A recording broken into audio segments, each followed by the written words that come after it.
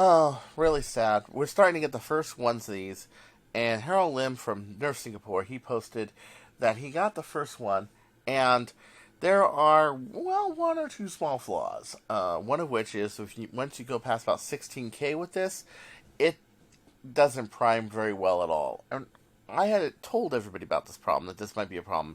Because if you look at this system right here, the internal prime system, look at that bobbin right there. It's too thin. As soon as you pull back on it, it's going to yaw this direction. Yeah. It's going to bend this up and this in.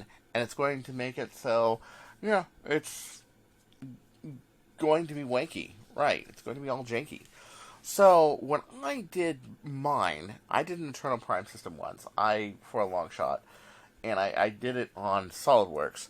I had two bobbins here, and this bottom track much longer. And the reason is you need that to withhold the stabilization. Remember that your bolt sled, your weight is like right here. You're priming from here.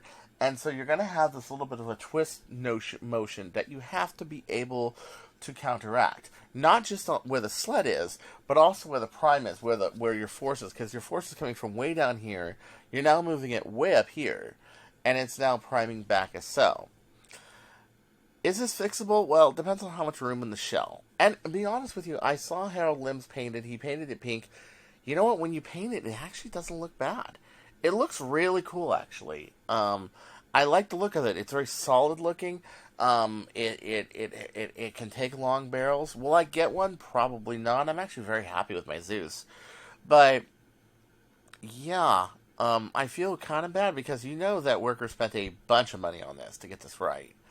And for it to fail because of this one little part.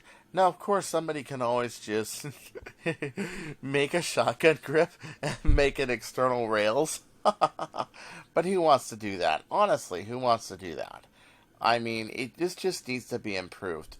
And I think that it can if it's given the right attention and the right note and the right amount of improvement to it. Let's see if somebody comes up with an aftermarket solution for this. But let's put it this way. You're spending $113 for a shell. You don't want to be aftermarket. You want this thing to work out of the box, right? You want it to work perfectly, right? Yeah, of course you do. It's kind of a sad disappointment. I'm sure I am actually disappointed. I know a lot of people downvote me when I report something on Worker, but it's a disappointment. It's sad because this is the second real Zeus, long shot shell we've seen. We've seen the Zeus. That was cool. The only problems were, of course, that it didn't have enough color selections. It wasn't as solid as it could be, but if you work with it, it is. It wasn't really a solution for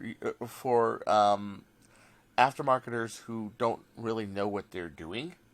It more was built for people that knew what they were doing. But I think if you work with one, yeah, it will work absolutely deaf. But it also had problems with the shell warping, as he said, just like the Zeus and everything else. So Worker hasn't gotten away from the problems of the Zeus. It's just that the Zeus had a little more publicity to it because, well, Buddy Hang designed this thing. Yeah, so he designed it, and it was his design, and it was unaltered, unlike what Jet did to the Ceta and turned it into a catastrophe. They just should have stuck with Hang's design, in my opinion. And live and learn. Who's going to make the next long shot shell? Lim basically said, yeah, just go ahead and buy a normal long shot. You'd be better off. So until next time, this is Chris Cartaya. Don't go changing, or we'll find you.